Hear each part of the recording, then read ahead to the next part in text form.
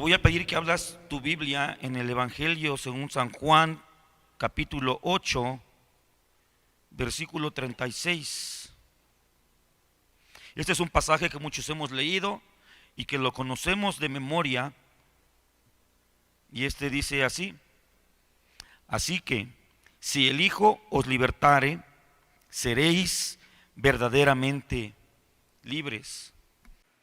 En el año de 1999, hermanos, se estrenó en las distintas salas de cine a nivel mundial una película que llevó por título Instinto, que protagonizaban este actor famoso Anthony Hopkins y Cuba Gooding Jr. En esta película se narra la historia de un doctor, del doctor Ethan Powell. Es una historia ficticia, una novela, en la que es un primatólogo que se va al Congo a convivir con los gorilas y encuentra más interesante y más pacífica la forma de vida entre ellos, y se pierde por varias décadas. Después la trama continúa y este primatólogo, este doctor, es encontrado por un psicólogo, un psiquiatra, y lo traen a la civilización. Y estando en esta condición se encuentra, hay una escena en particular en la que se encuentran en la jaula de un gorila que ya tenía mucho tiempo en ese cautiverio. Y este doctor, para demostrar un punto acerca de hablar de la libertad, abre la jaula del gorila y el doctor, el psiquiatra, se queda asustado porque es un animal salvaje. Pero la sorpresa de él fue que el gorila solamente volteó a ver la jaula abierta, la observó por unos instantes y regresó a mirar el rincón en el cual estaba él concentrado, el rincón de su jaula. El doctor Powell vuelve a cerrar la reja y le dice al doctor: ¿por qué crees que no escapó? Y le contesta: no sé. Dice: porque él cree que la libertad es solamente algo que alguna vez soñó. Y narro esta pequeña fragmento de la película porque muchas veces, hermanos, nosotros tenemos por concepto, sobre todo en nuestras naciones en las que, gracias a Dios, hace unos días celebramos la independencia de nuestro país y no nos encontramos bajo el yugo tiránico de alguna potencia extranjera o de ningún potentado internacional que abiertamente nos tenga con el pie en el cuello o nos tenga en una jaula como este gorila estaba en esta película. Pero hay veces que nosotros estamos viviendo una realidad de vida en la cual pensamos que estamos realmente en nuestra libertad plena, que la libertad que tenemos la vivimos en plenitud, pero existen distintos conceptos de libertad. La libertad ha cambiado de conceptos en muchos momentos de la historia, como por ejemplo para los griegos la verdadera libertad estaba en la libertad de poder elevar el pensamiento, del poder discutir con otros ideas, del poder tener debates, argumentos y contraargumentos para poder tener un pensamiento libre. Sin embargo, nosotros nos encontramos hoy en nuestro contexto y quisiera comenzar lanzando la pregunta: ¿qué es la libertad? ¿Por qué es tan importante estudiar o hablar del ataque a la libertad? ¿Será que realmente nos piensan meter en una jaula literal o cómo es la libertad? Y bueno, debemos comenzar diciendo nosotros como cristianos, como creyentes, que nuestro parámetro de libertad primeramente se encuentra en Dios, pues Dios en sí mismo es la libertad. Él es un Dios de libertad. Él es el mismo y es el único ser que se encuentra en absoluta y en verdadera libertad. Es el único ser que realmente es libre.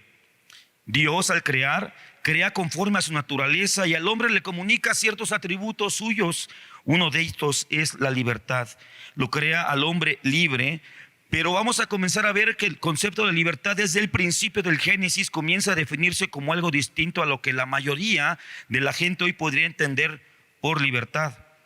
Dios creó al hombre libre, sin embargo se encuentra acotado en extensión en el lugar donde habría de habitar, porque la palabra dice que el Señor en el Edén, que se encontraba entre el río Tigris y Éufrates, puso un huerto al oriente donde Adán se desenvolvía, es decir, tenían algunos límites, en este caso geográficos. Por supuesto, Adán era libre, sin embargo sujeto a su voluntad y a sus caminos. Le dio un trabajo, le dijo qué hacer, Después le dio labores, incluso después de la caída, el trabajo que Dios ya le había dado debía continuar.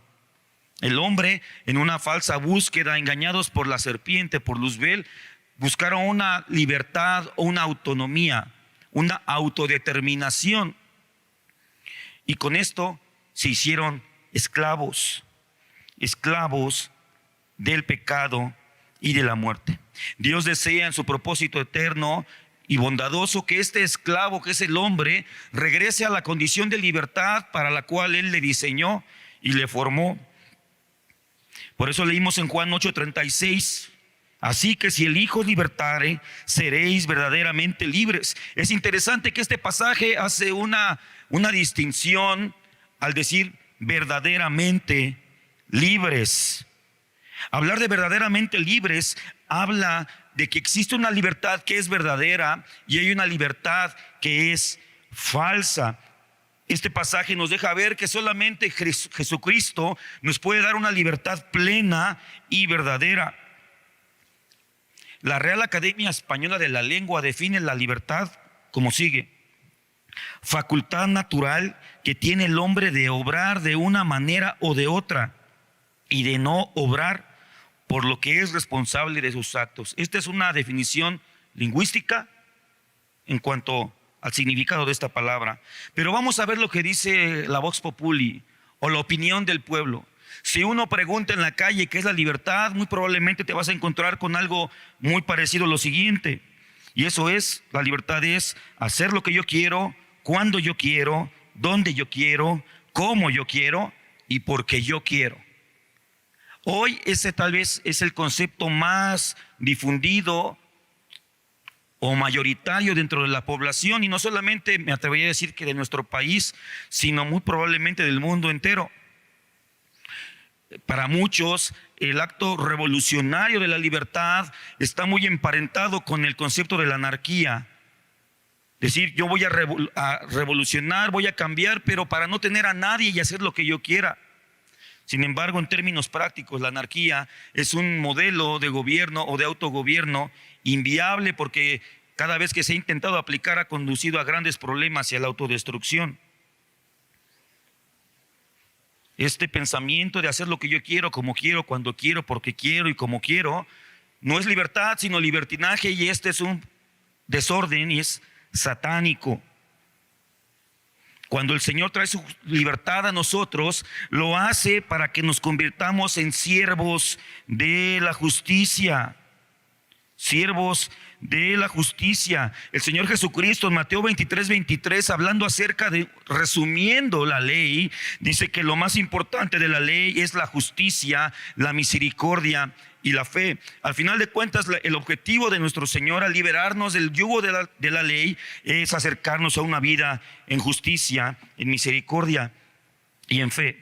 En esta noche tengo como propósito, mis hermanos, con ayuda del Señor, que podamos entender, más que conocer el concepto o la definición de una palabra, libertad, yo quiero que el Señor nos ayude a entender el concepto bíblico de la verdadera libertad que en Cristo tenemos para apreciarla, cuidarla y predicarla apasionadamente.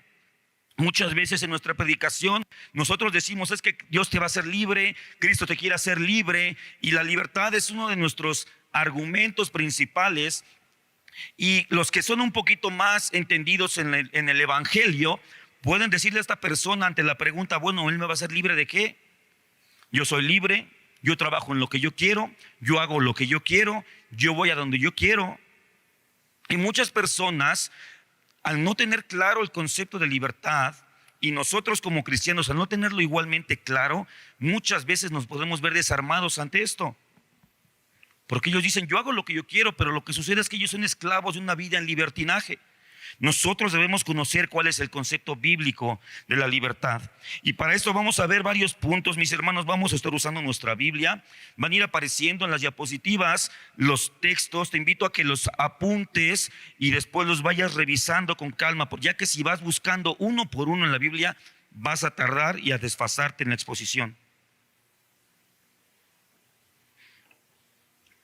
Y lo primero que quiero que veamos es que hemos sido libertados.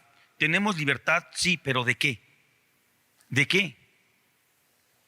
Del pecado, de la muerte. Esto nos lo da la palabra tal cual. Hemos sido libertados de la ley del pecado y de la muerte, texto que vamos a ver adelante. Pero quiero que vayamos un poquito más allá, porque no solamente el Señor nos ha liberado de eso, no solamente de eso, porque los alcances de la vida sin Cristo son mucho más allá. Eso es el dominio que estaba sobre nuestras vidas, pero en nuestra vida como seres humanos, las implicaciones de nuestra libertad o el alcance de la libertad que ahora tenemos en Cristo es mucho mayor de lo que podemos pensar. En número uno, o en primer lugar, quiero que veamos que el Señor nos ha libertado de una conciencia acusadora. Nos ha libertado de la acusación de nuestra conciencia.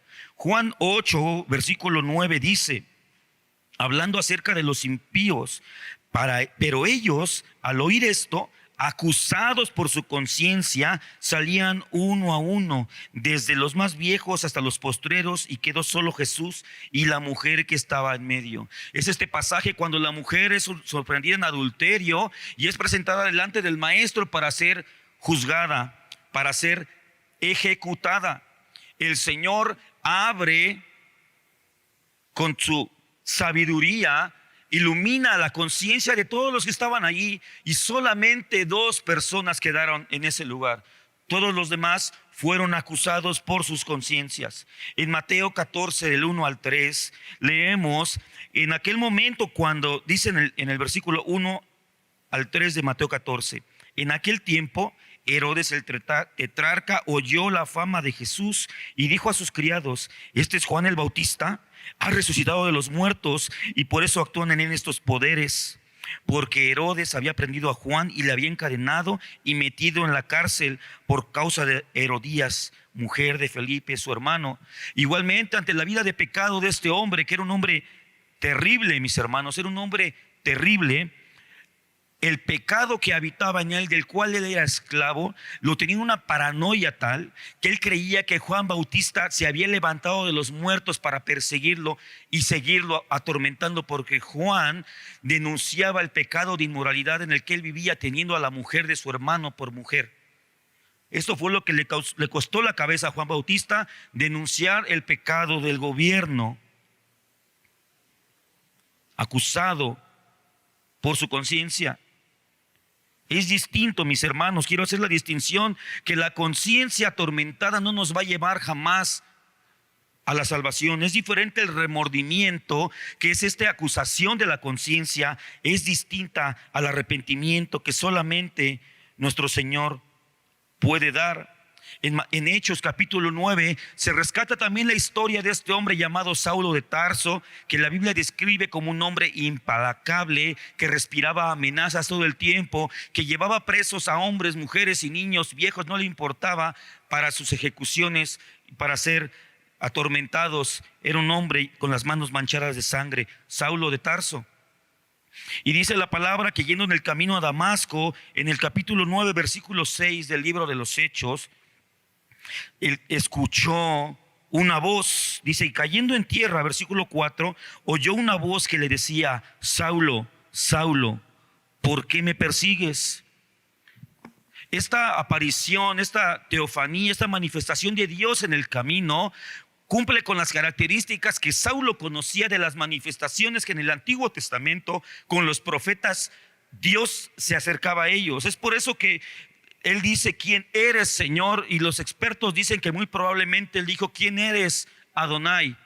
Él pensaba que él iba a contestar, iba a responder, Jehová de los ejércitos, diciendo, yo soy Jehová, aquí tú fielmente sirves, destruyendo a estos pecadores cristianos. Pero la sorpresa y el terror de Pablo es cuando le contesta, yo soy Jesús a quien tú persigues. Dura cosa te es dar coces contra el aguijón. En el versículo 6 vemos la respuesta emocional del apóstol Pablo cuando dice que él, temblando, no solamente por el poder de la manifestación, sino suma la palabra temeroso. ¿Te imaginas, hermano, el terror y la conciencia que tenía Pablo o Saulo en ese momento? Cuando aquel a quien él odiaba y expresamente había repudiado, se le manifiesta como él sabía que Dios se manifestaba, y le dice, no soy Jehová, sino soy Jesús. terrible, terrible. Aquel a quien él odiaba se da cuenta que era el Dios y es el Dios todopoderoso. La conciencia de Saulo siendo acusada. Hechos 24:16 dice el apóstol Pablo que por eso él procura tener siempre una conciencia sin ofensa ante Dios y ante los hombres. Hay más textos adelante, Hebreos 10 versículo 2 y Hebreos 10 versículo 22. En el 22 leemos: acerquémonos con corazón sincero en plena certidumbre de fe, purificados los corazones de mala conciencia y lavados los cuerpos con agua pura. Podemos ver que una primera alcance de la libertad que tenemos en Cristo es que nuestra conciencia ya no más nos debe estar acusando, hermanos. Si bien conocemos y reconocemos los pecados que hemos cometido hoy o ayer o antier, y debemos venir al Señor con arrepentimiento, no hay más una acusación que nos deba llenar de un terror delante de la justicia de nuestro Dios. Porque ahora en Cristo Jesús nosotros tenemos abogado. Y nosotros sabemos que todos nuestros pecados ya fueron destruidos en su cuerpo.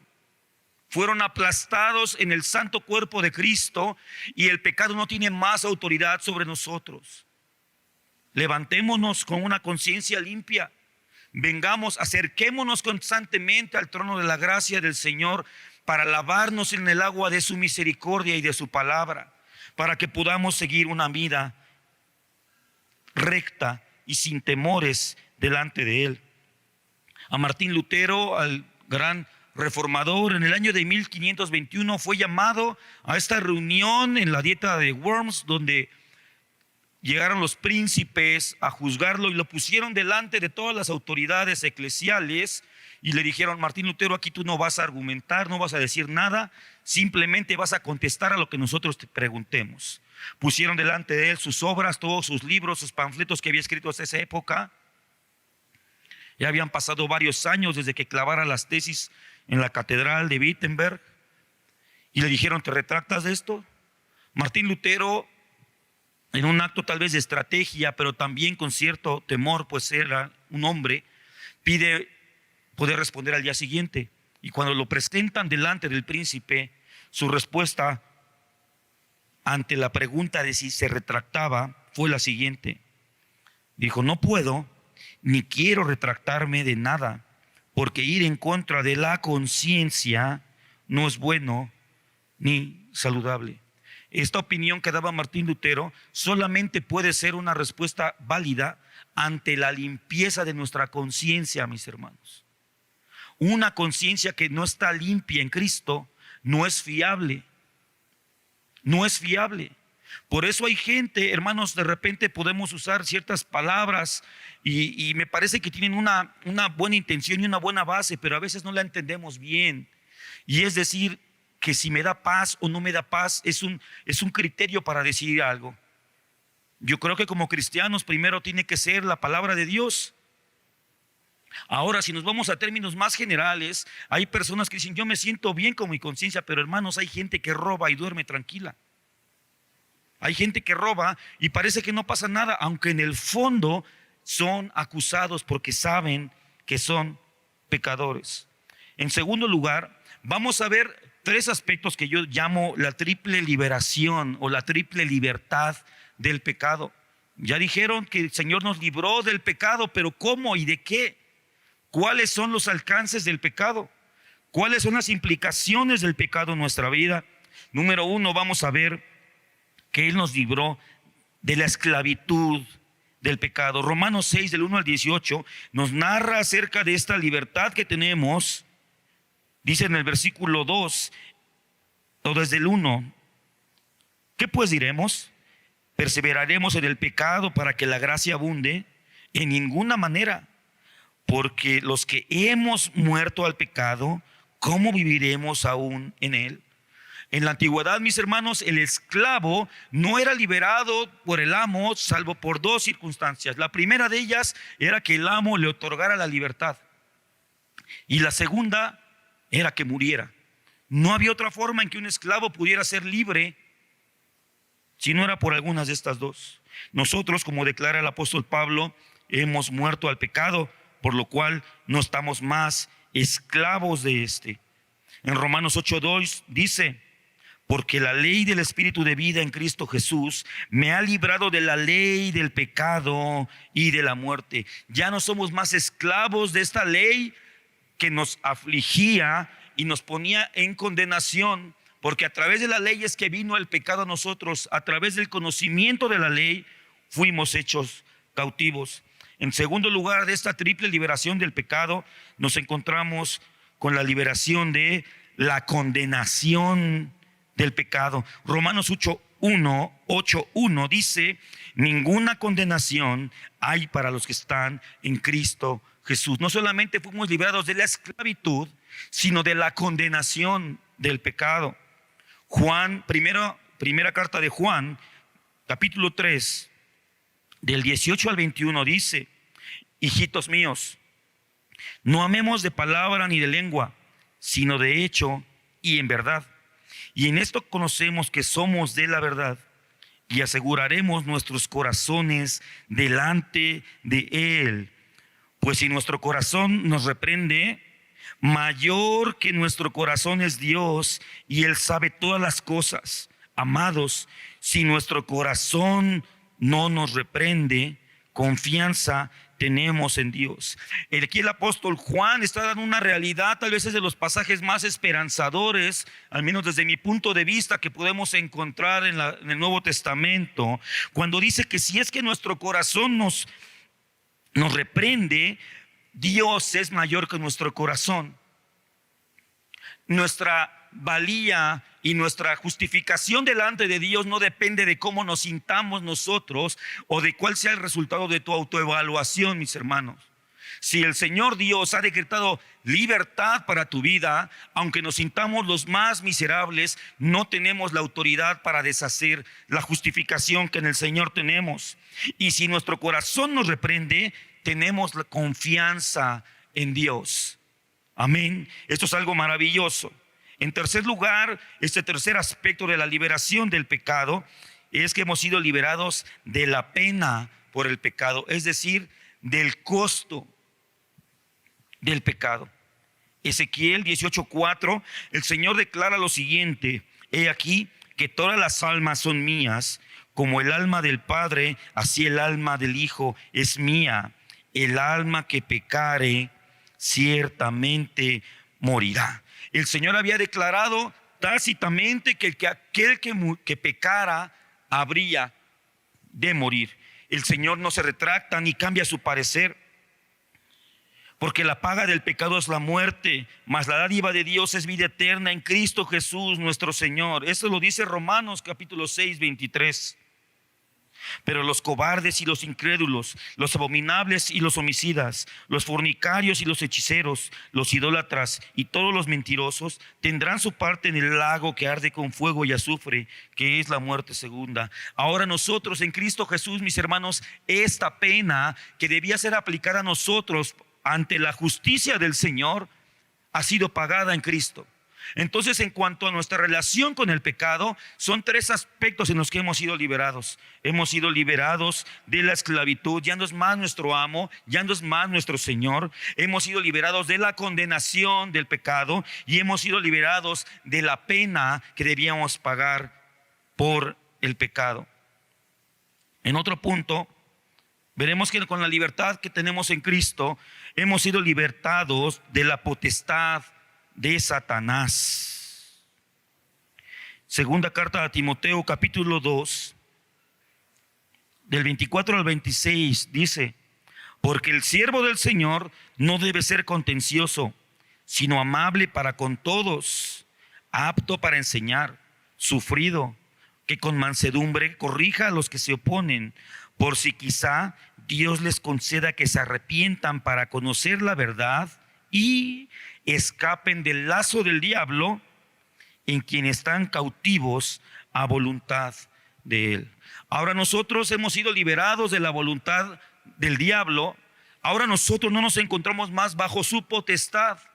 No solamente el Señor Dios le dio una autoridad como príncipe de este mundo, como el príncipe de la potestad del aire, sino a través de nuestro pecado, el pecado de Adán, buscando este falso concepto de libertad, venimos a hacernos esclavos, sujetos a la voluntad, no solamente al poder satánico, sino a la voluntad satánica. Eso es algo terrible, mis hermanos.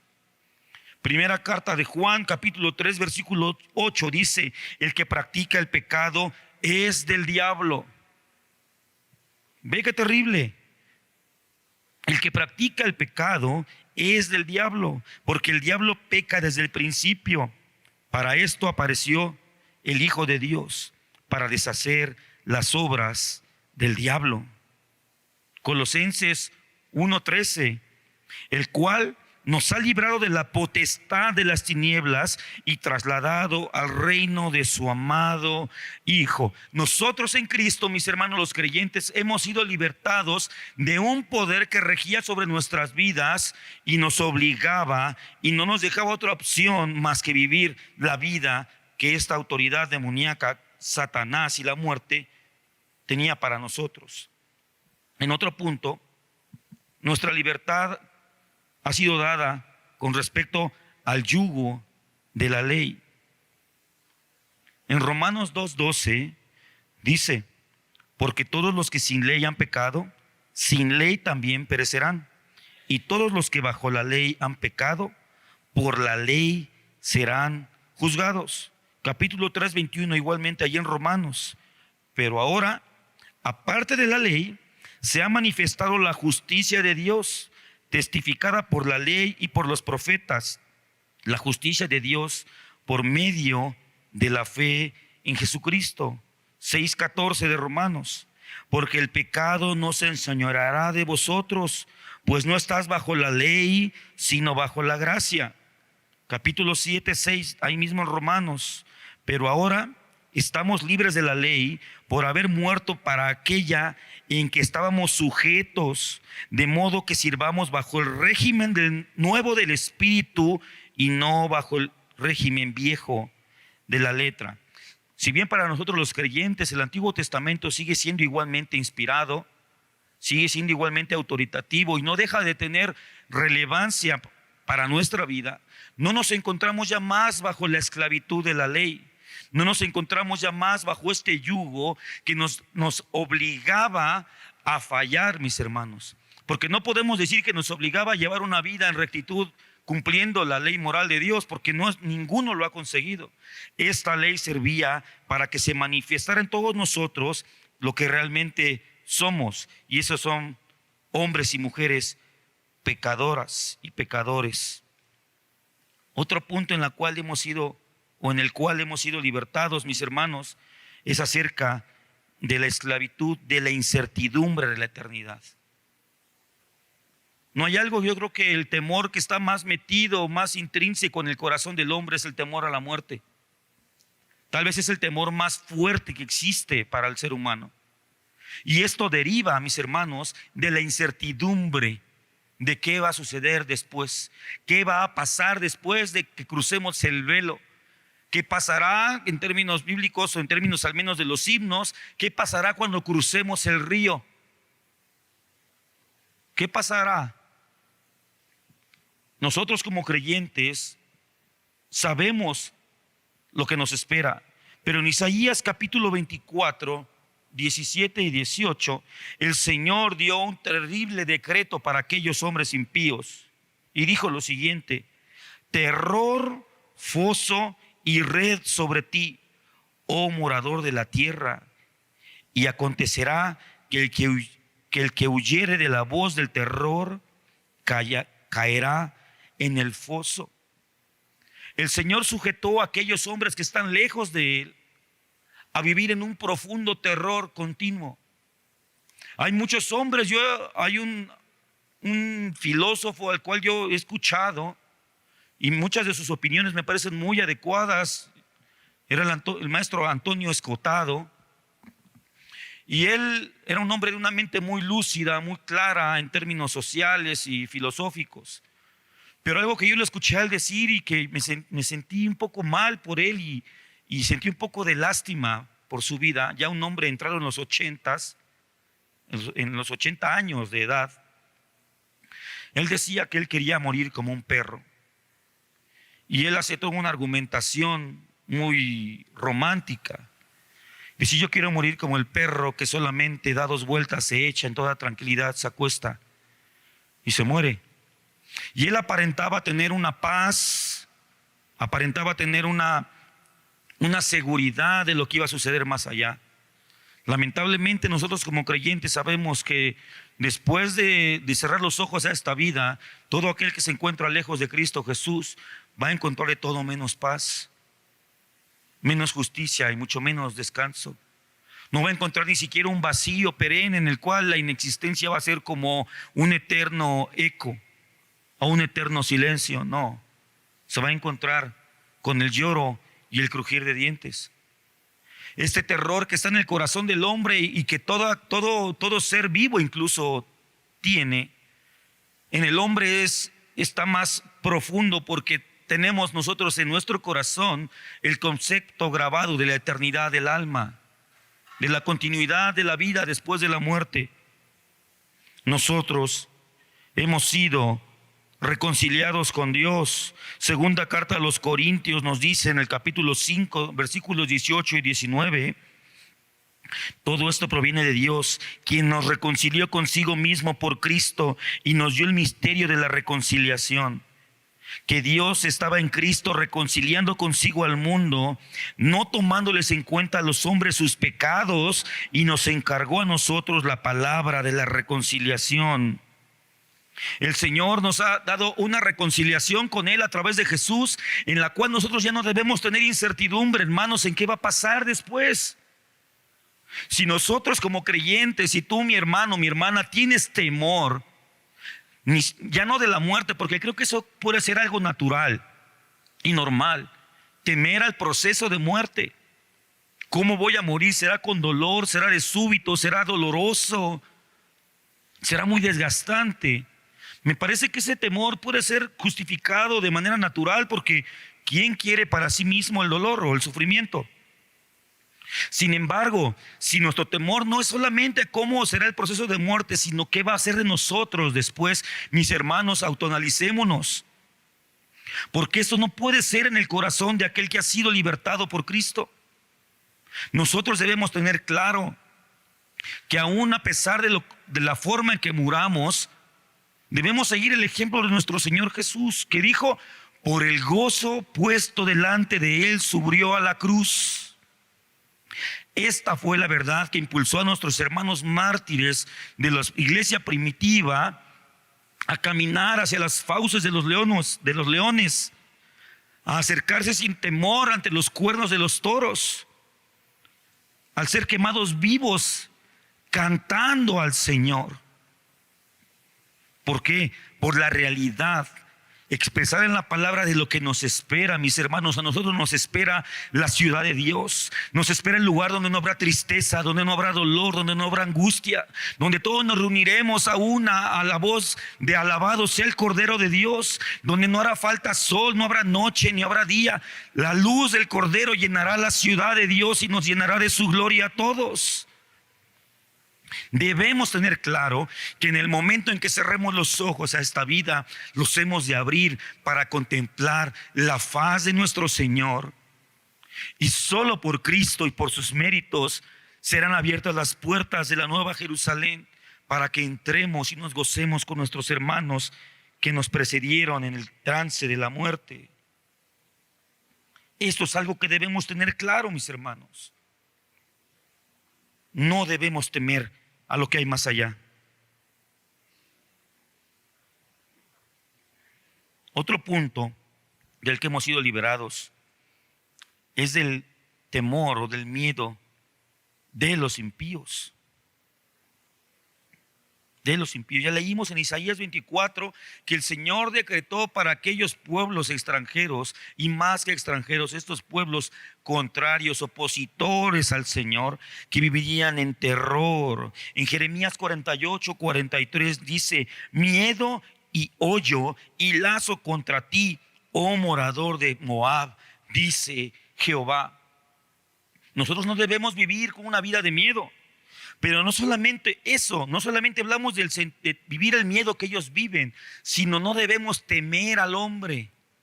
No debemos temer al hombre. Isaías 8:12 dice: no llaméis conspiración a todas las cosas que este pueblo llama conspiración, ni temáis lo que ellos temen, ni tengáis miedo. El Señor Jesucristo en Mateo 10:28 dijo: y no temáis a los que matan el cuerpo, mas el alma no pueden matar. Temed más bien a aquel que puede destruir el alma y el cuerpo en el infierno. Nosotros, hermanos, debemos aprender a no tener miedo.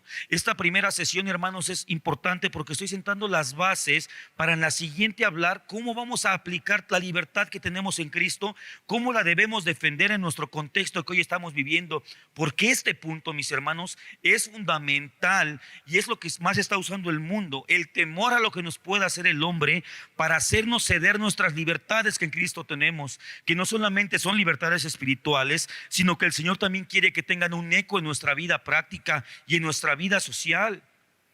Debe de verse reflejado. La libertad cristiana no solamente se reduce a lo que sucede en estas cuatro paredes y tengo libertad para levantar las manos y para decir aleluya. No, debemos tener la libertad de que si un trabajo, un patrón nos está oprimiendo y nos está explotando de manera desleal y de manera injusta, tener la libertad, la sobriedad y la confianza en el Señor de decir: ¿sabes qué? Yo soy hijo de Dios, dejo este trabajo porque yo confío en Dios. Y nos van a decir: no vas a encontrar trabajo, porque hoy en día, mis hermanos, uno de los más grandes temores, primero, es el temor a perder el trabajo. Y el segundo es uno que es muy parecido y es el temor a no encontrar otro. Y por eso muchos cristianos están renunciando a la libertad que en Cristo tenemos, viviendo oprimidos por temor. Yo he escuchado hermanos que llegan a pedir consejo y me dicen: hermano, es que ¿qué hago? Es que en mi trabajo me dicen que robe, me dicen que haga esto y está horrible, ya no aguanto. Y lo describen y están viviendo yo no creo en el purgatorio, pero podría verse como lo más parecido a un purgatorio. Y yo les digo: pues renuncia. No, porque luego no encuentro trabajo. Entonces le digo: entonces aguántate. Si tú crees que Dios te quiere que vivas una vida en esa condición, humillado, con terror, se le estaba hasta cayendo el cabello, no dormía, pero su temor a lo que el hombre pudiera hacerle, como quitarle el trabajo, lo tenía oprimido ahí. Y eso no debe ser para nosotros. Debemos ser buenos empleados, trabajar bien como para el Señor, pero también saber que nosotros tenemos un amo y Señor, y no son nuestros patrones, mis hermanos, es el Señor Jesucristo. Y debemos tener la confianza de salvaguardar la libertad que Él nos ha dado con integridad, con dignidad delante de Él.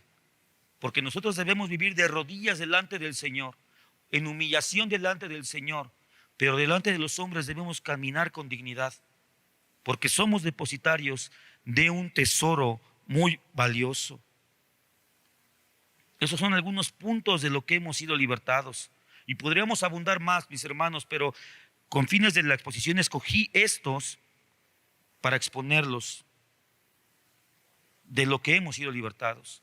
Y debemos tomar, te voy a pedir que, de serte posible, la próxima semana no faltes, porque todo esto que estamos viendo hoy lo vamos a aplicar a nuestro contexto la próxima semana. ¿Cómo vamos a defendernos? Yo no tengo por objetivo nada más decirte: mira lo que el diablo está haciendo, mira lo que el diablo está haciendo, la Agenda 2030 te quiere hacer esto y esto y esto. Ok, pero ¿cuál debe ser nuestra posición como creyentes? ¿Cuál debe ser nuestra postura y nuestra acción, nuestro accionar para esto? En segundo lugar, debemos saber que el Señor Jesús nos ha libertado, sí, pero no es una libertad ociosa para hacer lo que querramos o para estarnos rascando la panza. No, la libertad del Señor tiene propósitos y vamos a ver para qué hemos sido libertados. ¿Libertad para qué? Y aquí van a ver algunas palabras que te van a parecer un poco curiosas. Número uno, vamos a decir que el Señor nos ha libertado para estar sentados. Y vamos a ver a qué me refiero con esto. Estar sentados. Lucas capítulo 10, versículo 38 al 42. Nos narra la historia de Jesús en Betania predicando en la casa de María y de Marta y Lázaro, sus amigos. Dice: aconteció que yendo de camino entró en una aldea y una mujer llamada María le recibió en su casa. Esta tenía una hermana que se llamaba María, la cual, sentándose a los pies de Jesús, oía su palabra. Tú sabes la historia, que Marta se encontraba afanada, sirviendo, haciendo actividades, pero María había decidido sentarse a escuchar la palabra. Es interesante que la Biblia nos haga ese pequeño detalle, de que se sentó. No solamente lo escuchaba, sino que se sentó. Tú sabes la historia, que Marta va y se queja con Jesús. Dice: oye, dile a mi hermana María que haga algo, me deja a mí sola. Y el Señor en el versículo 41 dice, le dijo a Marta: Marta, Marta, afanada y turbada estás con muchas cosas. Y fíjate cómo contesta el Señor: pero solo una cosa es necesaria, y María ha escogido la buena parte, la cual no le será quitada. Con estar sentada podemos tal vez interpretar que el Señor le estaba dando un descanso, le estaba permitiendo tener una posición delante de Él, una cercanía delante de Él para recibir su palabra. En Efesios 2, capítulo 6, dice el apóstol Pablo: y juntamente con Él nos resucitó, es decir, con Cristo, y juntamente con Él nos resucitó, y asimismo nos hizo sentar en los lugares celestiales con Cristo Jesús. La libertad que ahora tenemos es para poder tomar un lugar delante de Él al cual antes no teníamos acceso. Nosotros no éramos dignos de estar delante de Él como discípulos. Nosotros no éramos dignos de ser tenidos en su mesa.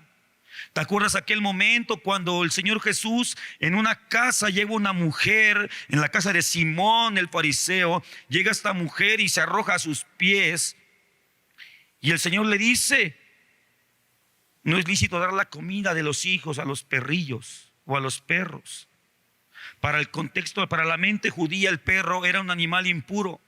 El perro era lo peor, era un animal deplorable. Para nuestra cultura el perro es el mejor amigo del hombre, pero para un judío el perro era lo peor. No había animal más bajo que él.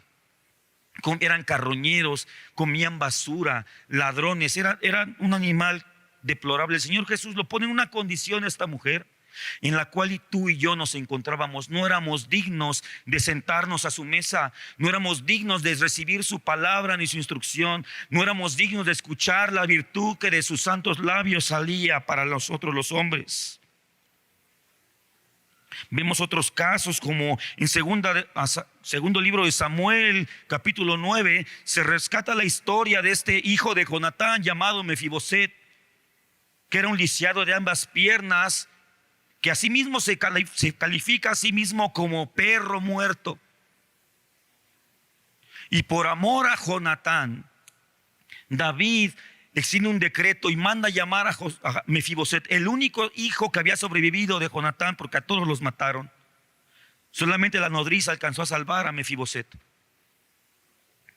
y lo sentó a su mesa. Este sentarse es estar en comunión con Él, sentarnos a su mesa, disfrutar de su palabra, disfrutar de sus beneficios, disfrutar de su santidad, disfrutar de su alimentación a nuestra vida.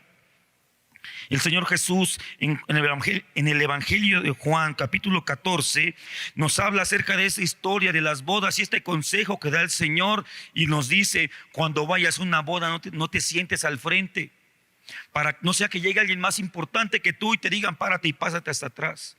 Mejor siéntate atrás, para que cuando llegue el novio te vea y te diga: ven, siéntate adelante. El sentarnos delante de Él es una honra. El podernos sentar delante de Él es un gesto de confianza, es un gesto de cercanía. es un gesto de aceptación. Nosotros hemos sido libertados para estar sentados delante de Él, para ser aceptados delante de Él, para ser recibidos en su mesa. Gloria a su nombre. Por otro lado, también hemos sido libertados para estar de pie.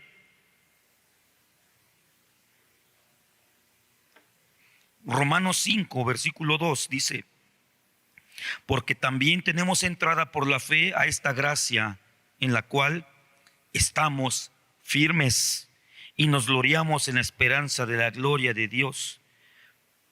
Primera a los Corintios 16, versículo 13 dice: velad, estad firmes en la fe, portaos varonilmente y esforzaos.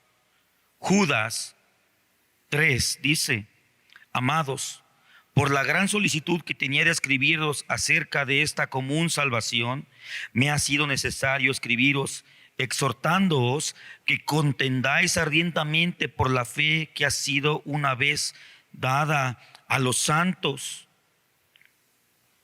Efesios 6, 12 al 14. El apóstol Pablo nos dice: porque no tenemos lucha contra sangre y carne, sino contra principados, contra potestades, contra los gobernadores de las tinieblas de este siglo, contra huestes espirituales de maldad en las regiones celestes. Por tanto, tomad toda la armadura de Dios para que podáis resistir el día malo, habiendo acabado todo, estar firmes. Hemos sido libertados, mis hermanos, no solamente para sentarnos delante de Él y recibir sus beneficios, sino para poder estar firmes ante los ataques del diablo.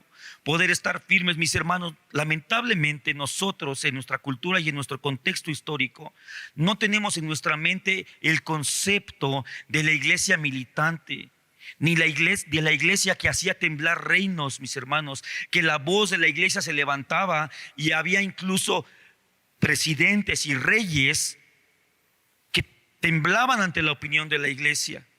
Lamentablemente nuestro mayor acercamiento a esto fue la iglesia católica, que corrupta solamente hacía sus prebendas con los corruptos. Pero la iglesia del Señor está llamada para permanecer firme, mis hermanos, para ser una autoridad, una lámpara, una lumbrera en medio de la oscuridad, como un faro erguido, firme. Esta firmeza nos ha sido dada también a través de la libertad que en Cristo disfrutamos. No debemos estar todo el tiempo agachados ante los gobiernos, iglesia. No es posible. Nosotros cargamos el nombre que tiene la autoridad sobre toda la creación. Somos representantes, emisarios, heraldos del Rey Todopoderoso. No es posible que todo el tiempo estemos agachando la cabeza delante de los que nos dicen o nos quieren decir cómo vivir, cómo reunirnos, cuándo reunirnos. Mis hermanos, ya vivimos una pandemia en la cual a todos nos sorprendió. Nadie habíamos vivido esto. La última vez fue hace 100 años con la gripe española, pero nuestra generación nunca habíamos vivido algo así. Y en este ejercicio de prueba y error, el gobierno tomó ventaja y dio pasos.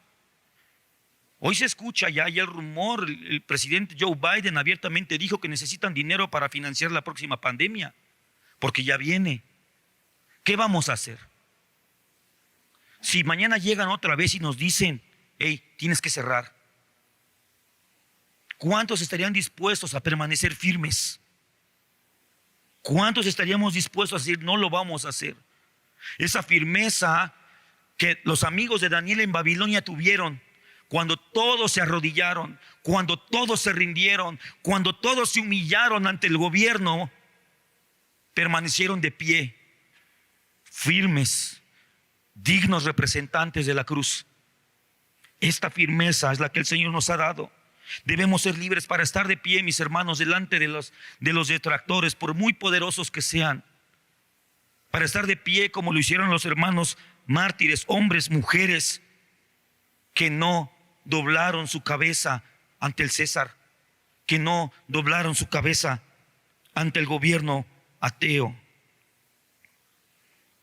Otra libertad u otra razón para la cual fuimos libertados es para andar en nueva vida y una nueva mente. Todo el libro de Efesios nos habla de esto. Todo el libro de Efesios nos habla de la nueva vida en Cristo, de la nueva mente, de la libertad que tenemos, de la gracia de Dios para vivir. En el versículo 1 leemos: yo pues, preso en el Señor, os ruego que andéis como es digno de la vocación con que fuisteis llamados. Versículo 17 de Efesios 4: esto pues digo y requiero en el Señor, que ya no andéis como los otros gentiles que andan en la vanidad de su mente. Versículos 22 al 24 de Efesios 4: en cuanto a la pasada manera de vivir, despojaos del viejo hombre que está viciado conforme a los deseos engañosos, y renovaos en el espíritu de vuestra mente, y vestíos del nuevo hombre creado según la justicia y la santidad de la verdad. En estos versículos hemos leído el verbo andar. Hemos leído el verbo andar, y en el original griego se puede traducir como conducirse, como vivir. No solamente es el acto de caminar, sino de conducirnos. Hemos sido liberados para tener una nueva vida con el fundamento de una nueva mente, porque lo que pensamos determina cómo vivimos. Lo que pensamos determina cómo vamos a vivir. Por eso la guerra espiritual, mis hermanos, está en la mente. Porque si sumamos las libertades anteriores, no estamos más sometidos al poder de las tinieblas, no estamos más sometidos al poder de la muerte. Entonces ningún espíritu, así fuera el mismo Satanás, mis hermanos, tiene la autoridad para someterte a su voluntad ni doblegarte, si tú estás en Cristo. La guerra espiritual es en la mente. Porque eso sí, podemos someter nuestro pensamiento a una idea o a un concepto y terminar viviendo conforme a lo que pensamos. ¿Cómo están nuestras opiniones? Jóvenes, ¿cómo están tus likes en redes sociales?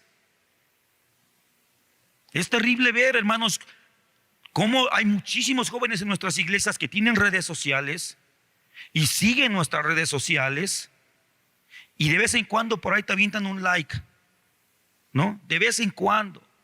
Pero yo no veo republicaciones. ¿Sabes por qué? Porque lo que tú retuiteas o republicas se queda en tu muro. Y a muchos les da pena que vean que hay en su muro publicaciones cristianas o religiosas. ¿Por qué no lo hacen? ¿Cómo están tus opiniones? Porque lo que opinas es lo que piensas, y conforme opines vas a terminar viviendo. Otra libertad, o fuimos libertados para hablar, para hablar. Efesios 5:19 dice: hablando entre vosotros con salmos, con himnos y con cánticos espirituales, cantando y alabando al Señor. Hebreos 10:25 dice: no dejando de congregarnos como algunos tienen por costumbre, sino exhortándoos, y tanto más cuando veis que aquel día se acerca. Hechos 26:25 dice: mas él dijo: no estoy loco, excelentísimo Festo, sino hablo palabras de verdad y de cordura. Hechos 4:20 lo tenemos aquí: no podemos callar lo que hemos visto y oído. Hemos sido libertados para hablar, mis hermanos, para hablar lo que es Dios, lo que Él significa, para hablar su palabra, hablar su evangelio, hablar su testimonio, hablar sus verdades, palabras de verdad, como dijo Pablo ante Festo, y de cordura. En este medio de este reino de la locura, en medio de esta sociedad donde ya no saben si son animales, si son hombres, si son seres biológicos o máquinas, déjame te digo que ese es el siguiente paso en la agenda, el transhumanismo, donde ya se declaró que esta sería la última generación que nacería siendo enteramente humanos. Ya quieren que nazcan injertos digitales o cibernéticos. Ya no saben lo que son. Pues en medio de esta situación, nosotros hemos sido liberados para hablar, para levantar la voz, para dar nuestra opinión y levantarla en alto, no siendo timoratos. Cuando nos preguntan sobre las agendas y los lobbies que hay, ¿qué decimos? Bueno, yo digo pues que cada quien, ¿no? Yo digo que cada quien, y yo respeto, no me voy a meter en problemas, no. Si te piden tu opinión, haz como yo les decía a mis compañeros de trabajo. ¿Estás seguro que quieres escuchar mi opinión? Porque no te va a gustar. Ya a veces me conocían y cuando les decía esto me decían, no, así déjalo. Pero no podemos decir, no es que como cada quien quiera, no. Todos somos siervos del Señor. Si ni siquiera el diablo puede hacer como él quiera. Porque aún, decía Carlos Spurgeon, aún el diablo es el diablo de Dios. Y está sujeto a la legislación y a la voluntad del Señor. Hemos sido liberados para hablar, para confesar, para predicar. En esto estriba la base de la gran comisión. Si no fuéramos libres para esto, el Señor hubiera sido injusto al mandarnos a ir a predicar. Tú dices, es que yo no soy predicador, es que ¿puedes hablar? Sí, tienes responsabilidad. Debemos hablar. Otro punto, fuimos libertados para cantar. Hechos 16:25. Pero a medianoche, orando Pablo y Silas, cantaban himnos a Dios y los presos los oían. Al igual que el hablar, la canción tiene un mensaje. Tiene un mensaje, es un mensaje. Pero este mensaje va acompañado del alma del hombre. Va acompañado de la expresión humana, de la belleza que podemos levantar, lo que nos distingue de las bestias, de la imagen de Dios. Debemos cantar. Y no me refiero solamente ahorita al concepto amplio de la adoración, porque amén, es adorar. Pero quiero centrarme ahorita a la expresión del cantar. Porque hay hermanos, o puede haber hermanos que llegan a las congregaciones en el tiempo de adoración y están adorando al Señor, pero así. No, fuimos liberados para cantar. El Señor nos invita, nos exhorta, nos instruye a cantar, a cantar. Lleguemos al tiempo de adoración en nuestra iglesia, cantemos a una con nuestros hermanos, cantemos al Señor. Es hermoso cantar las glorias del Señor. Primera a los Corintios 14:15. ¿Qué pues? Oraré con el Espíritu, pero oraré también con el entendimiento. Cantaré con el Espíritu, pero cantaré también con el entendimiento. Romanos 15, del 7 al 9 dice: por tanto, recibíos los unos a los otros, como también Cristo nos recibió, para la gloria de Dios. Pues os digo que Cristo Jesús vino a ser el siervo de la circuncisión para mostrar la verdad de Dios, para confirmar las promesas hechas a los padres y para que los gentiles glorifiquen a Dios por su misericordia, como está escrito, y cita segundo de Samuel. Por tanto, yo te confesaré entre los gentiles y cantaré a tu nombre. La canción cristiana, mis hermanos, el cristiano canta. El cristiano canta de su Señor. Tantas canciones que hay allá afuera y le cantan a Acapulco, le cantan a las mujeres divinas, le cantan a todo. Hay una canción de un famoso cantante español que le canta a la gota que escurre por la ventana en la lluvia. Y es una poesía hermosa de Cortázar, pero nosotros tenemos el tema de las canciones. Por eso en la Biblia, y solo en la Biblia, está el cantar de los cantares, la canción de las canciones. No hay canción más hermosa, no hay canción más digna, no hay canción más poderosa, más gloriosa que la canción de aquellos que hemos recibido la libertad en el amado. No hay canción más sublime que la canción de los redimidos del Cordero. No es una actividad meramente humana, en el cielo se canta. Yo no sé si se ha tomado de la Biblia, de alguna exégesis profunda, pero es curioso que en el libro de las Crónicas de Narnia, de C.S. Lewis, que era un gran teólogo y apologista cristiano, uno de los más grandes literarios y pensadores del siglo pasado cristiano, escribe, y en uno de sus libros él narra que Aslan, que es la figura de Jesucristo en su novela, creó la tierra cantando. Eso es algo muy hermoso, que cuando el Señor Dios dijo, pueda ser interpretado como Señor Dios cantó. Pero Cristo cantó. Se registra una vez, pero seguro cantó toda su vida. Amén, mis hermanos. Cantemos al Señor. Dan ganas de cantar ahorita, pero sigamos. Hemos sido libertados para buenas obras. No son las buenas obras para ser libres, sino porque somos libres, podemos realizar buenas obras. Efesios 2, versículo 10. Porque somos hechura suya, creados en Cristo Jesús para buenas obras, las cuales Dios preparó de antemano para que anduviésemos en ellas. ¿Cuáles son estas buenas obras? Vamos a ver algunas en varios versículos. Romanos 12, 12. Gozaos en la esperanza, sufridos en la tribulación. ¿Cuántos quieren esa buena obra? Dicen, no, yo quiero dinero para ofrendar a los orfanatos. Yo quiero hacer esas buenas obras. No, dice aquí, sufridos en la esperanza, en la tribulación, constantes en la oración, compartiendo para las necesidades de los santos, practicando la hospitalidad. Hebreos 13, 16. Dice, no se olviden de hacer el bien y de la ayuda mutua no os olvidéis, porque de tales sacrificios se agrada a Dios. Efesios 6, del 18 al 20. Orando en todo tiempo con toda oración y súplica en el Espíritu, y velando en ello con toda perseverancia y súplica por todos los santos y por mí, a fin de que al abrir mi boca me sea dada palabra para dar a conocer con denuedo el misterio del Evangelio, por el cual soy embajador en cadenas, que con denuedo hable de él como debo hablar.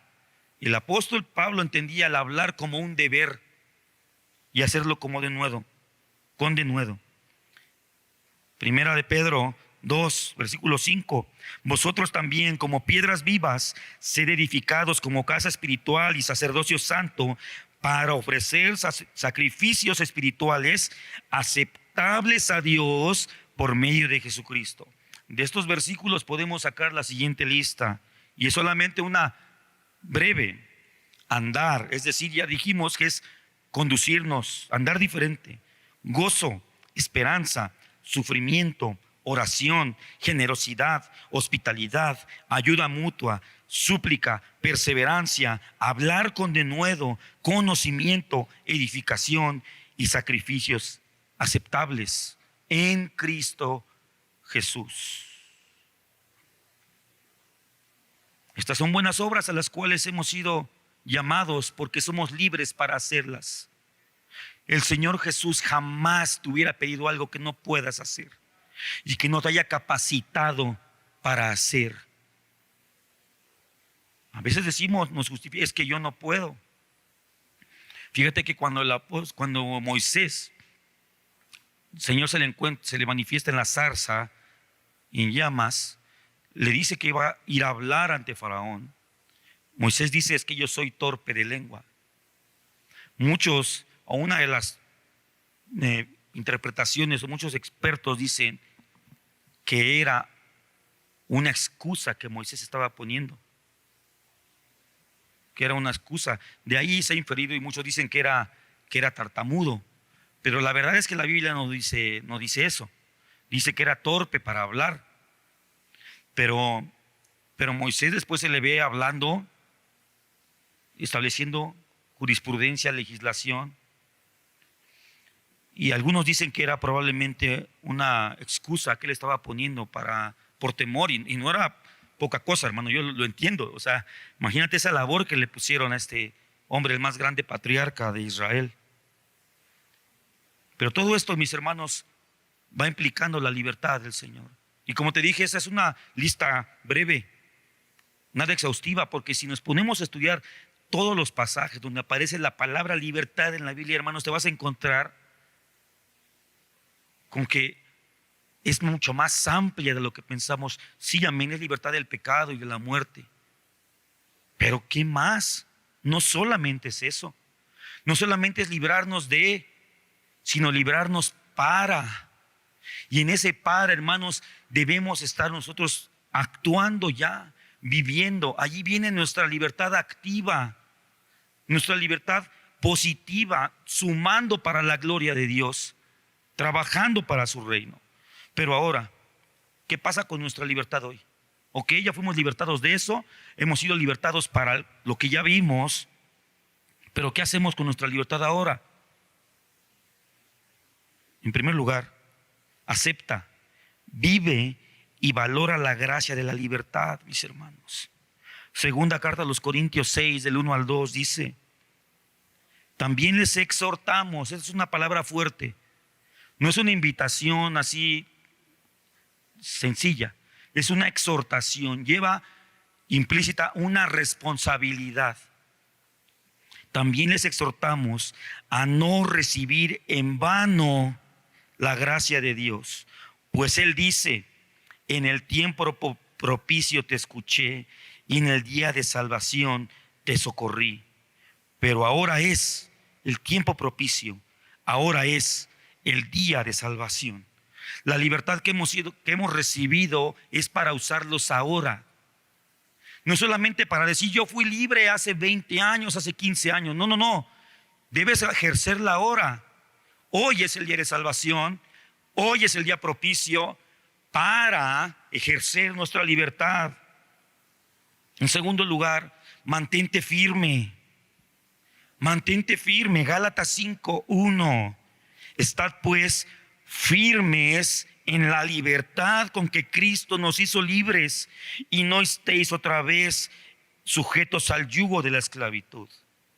Nos dice la palabra que estemos firmes en la libertad, y nuevamente hace una distinción, como en Juan 8 que leímos, que si el Hijo nos liberta seremos verdaderamente libres. Este pasaje también hace un énfasis de que es no con cualquier libertad, no es con la libertad que el mundo nos ofrece, no es con la libertad que nuestro pensamiento nos ofrece, no es con la libertad que nuestros conceptos o los conceptos, las convenciones sociales nos ofrecen, sino con la libertad con que Cristo nos ha hecho libres. Debemos permanecer firmes en esta libertad,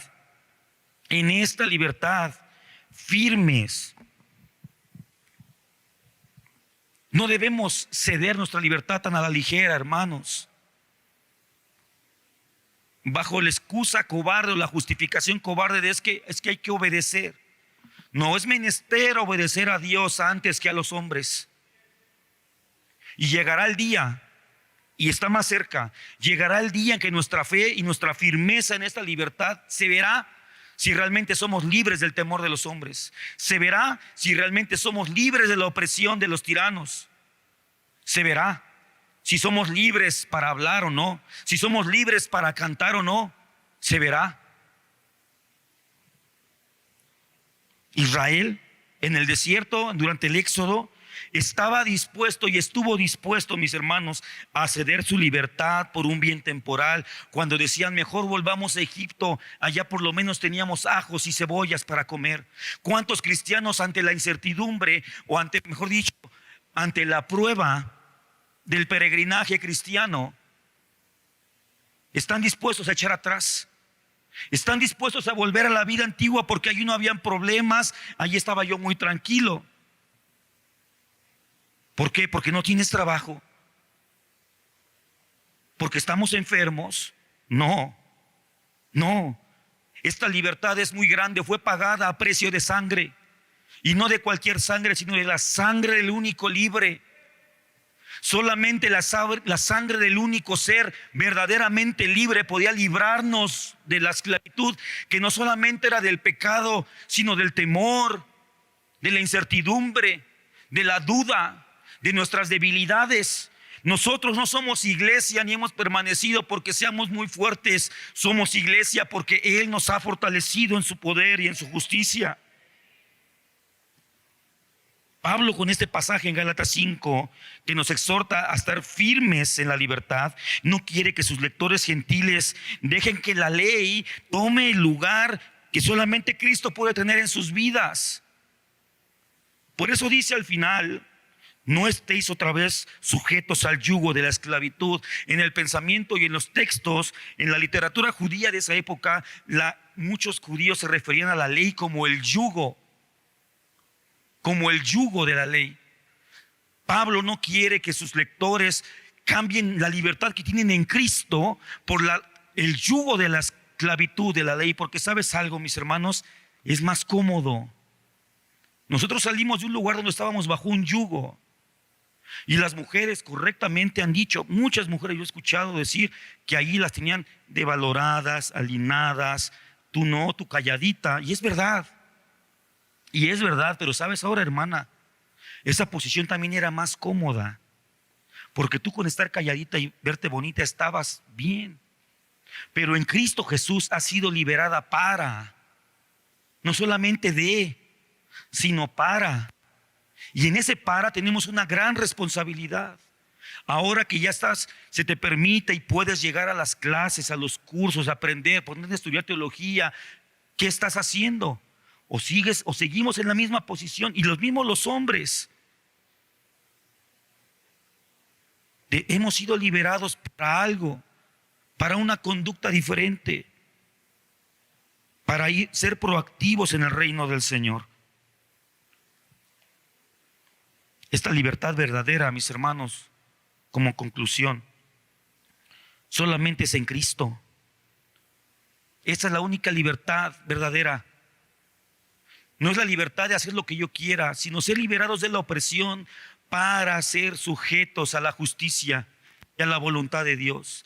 Este es nuestro gozo, este debe ser nuestro gozo, el mismo gozo que estuvo en Cristo Jesús, que Él no solamente fue obediente pasivamente, recibiendo el castigo, recibiendo el oprobio, recibiendo el martirio, no, sino que Él también hizo todo lo que pudo para cumplir con la voluntad del Padre. Ni aun Cristo Jesús en la tierra vivió e hizo lo que Él quiso.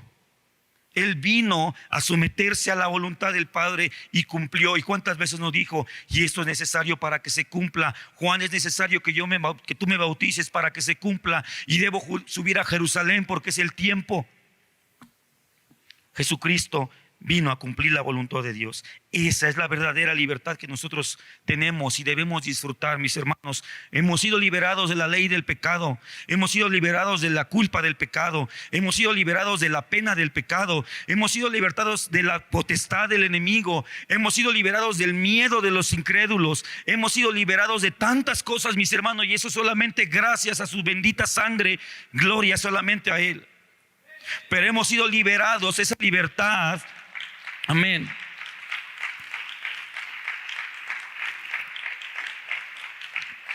Pero esa libertad tiene propósito.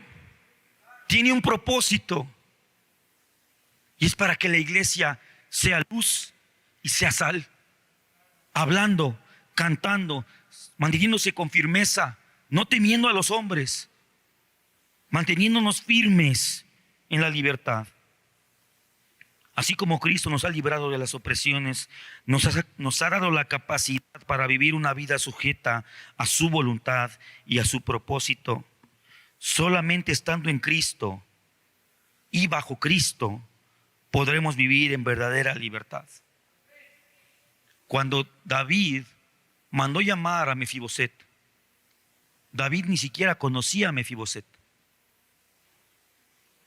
El objeto central del amor de David, por el cual Mefiboset recibió la gracia, la justificación y la libertad de sentarse en la mesa del rey, el objeto central de su amor era Jonatán.